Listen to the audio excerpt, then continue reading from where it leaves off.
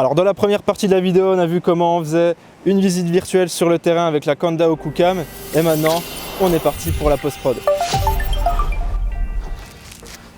Et voilà, on arrive au bureau pour décharger tout ça, donc tout simplement câble USB type C branché directement sur votre tour et on est parti. Donc il faudra obligatoirement la mettre sur on pour pouvoir dérusher et vous verrez dans les options vous mettre en USB disque, comme ça vous pourrez vous servir de votre KUKAM comme d'une clé USB, ça c'est plutôt cool. Alors première étape tout simplement c'est le stacking, donc c'est-à-dire assembler vos 8 photos qui ont été prises en DNG directement à l'aide de Kandao RAW+. La technique elle est simple, moi je vous fais une démo avec 3 clichés que vous voyez juste ici. Donc on a bien un fichier JPEG et 8 fichiers en DNG. L'astuce c'est de prendre et de tout glisser, déposer directement. Donc il demande si vous voulez importer les fichiers qui sont du même shot, donc bien sûr que oui, on confirme. Et ici vous voyez, vous avez les 3 photos avec 8 photos, tout simplement 8 photos en RAW en DNG. Et du coup la technique c'est de choisir son dossier et de cliquer sur Render. Ça va faire tout automatiquement, c'est-à-dire que ça va combler, ça va faire bouger l'image si vraiment il y a eu du vent, s'il y a eu des flous de mouvement, etc. pour que tout puisse matcher pour le mieux. On clique sur Render, on laisse procéder, ça va plutôt vite là pour 3 photos. Et on va avoir une photo en 2 lentilles, vous le verrez dans quelques instants, en RAW. Et là on va pouvoir retoucher tout ça sur Lightroom classique si vous avez plusieurs photos ou sinon vous pouvez utiliser Photoshop. Voilà, c'est terminé, tout simplement, ça a été hyper vite. Donc ce que j'ai fait, j'ai créé un dossier spécifique avec tout le temps un numéro en avant parce que vous verrez, vous allez avoir tellement de dossiers, ça va être compliqué à gérer. Donc là, c'est les photos stackées. Donc on a juste fait le stacking d'images. Comme vous voyez, vous avez 3 fichiers au format RAW. Donc là, on va l'ouvrir avec Lightroom classique pour travailler dessus directement. Donc vous ouvrez votre Lightroom. Vous pouvez fermer directement votre Kandao RAW+ qui ne vous servira plus à rien.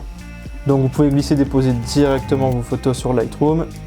Voilà, vous avez importé vos photos maintenant sur Lightroom. On va aller dans Développement pour pouvoir les traiter.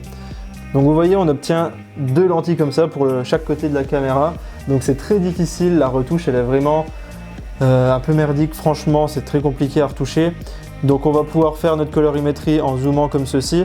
Vous pouvez la retourner à l'horizontale si vous le voulez, mais attention, retournez-la bien avant de l'exporter parce que vous allez voir après il faut faire le stitching. Donc là on y va, on va faire vraiment une colorimétrie très simple et vous verrez qu'il y a énormément de défauts, qu'on va pas pouvoir récupérer énormément d'informations dans les blancs ni dans les très basses lumières. C'est vraiment un DNG8 de très mauvaise qualité comme vous l'avez vu et comme vous allez le voir dans la vidéo sur les défauts et les points positifs bien sûr de la Kandao KUKAM.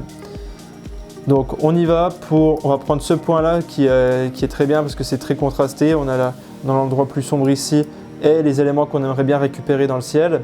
Donc on commence par retoucher nos blancs et nos noirs en maintenant la touche Alt enfoncé, vous aurez votre point noir ou votre point blanc qui va être fait.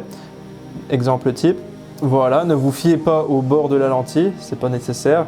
Donc là on a fait notre point noir et on va faire notre point blanc, même principe. Si vous voyez que vous n'arrivez plus à récupérer d'infos, bah vous voyez, vous avez tout de suite vu les limites de la Kandao KUKAM, c'est vraiment hyper décevant. Même en baissant les hautes lumières, vous n'allez rien récupérer dans votre ciel. Et ça, c'est bien dommage. Donc dans l'idée, on va récupérer le maximum d'infos, bien évidemment, dans les blancs.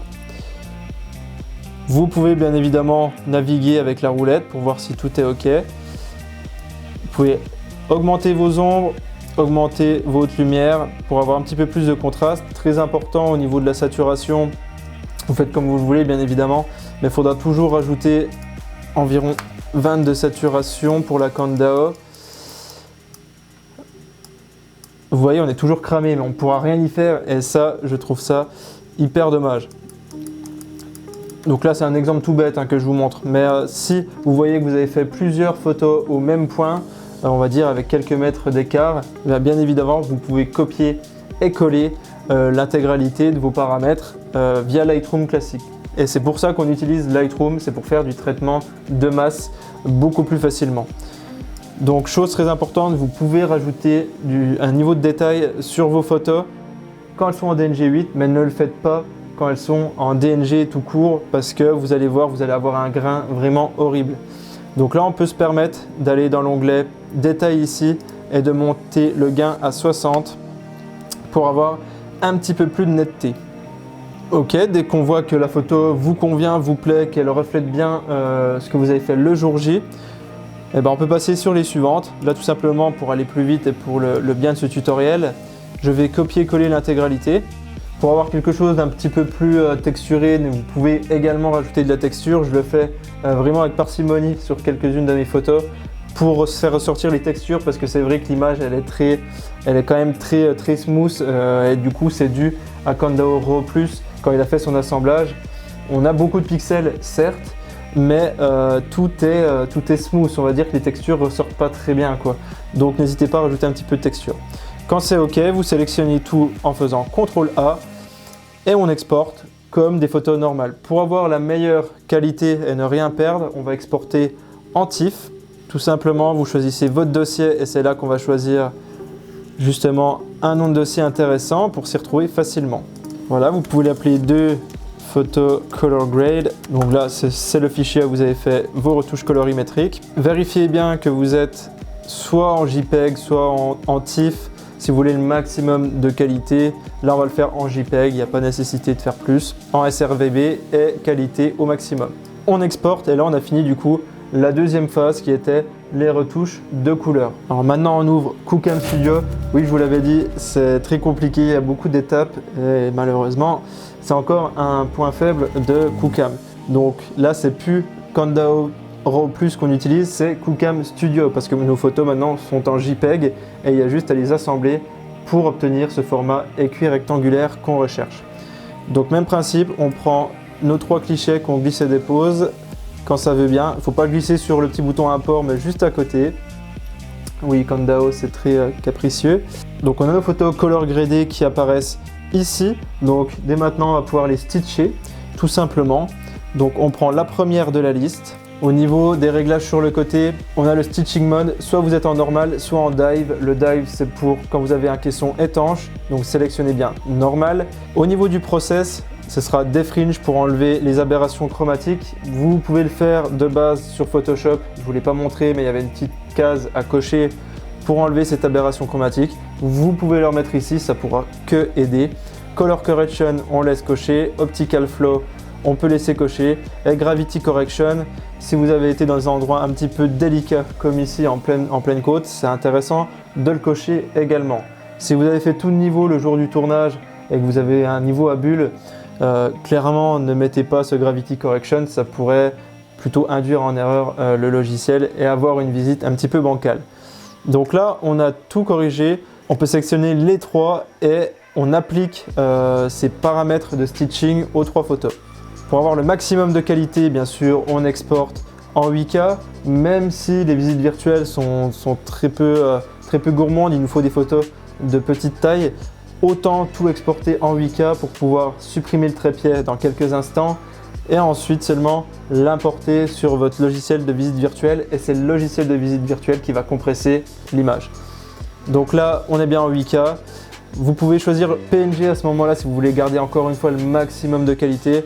Moi, je vais partir sur du JPEG. Vous pouvez mettre le nom de votre fichier et on va spécifier encore un nouveau dossier qu'on va appeler 3 photos stitchées. Après, vous appelez comme vous voulez, mais au moins c'est une bonne méthode pour s'y retrouver avec les numéros. Vous savez dans quel ordre vous avez procédé.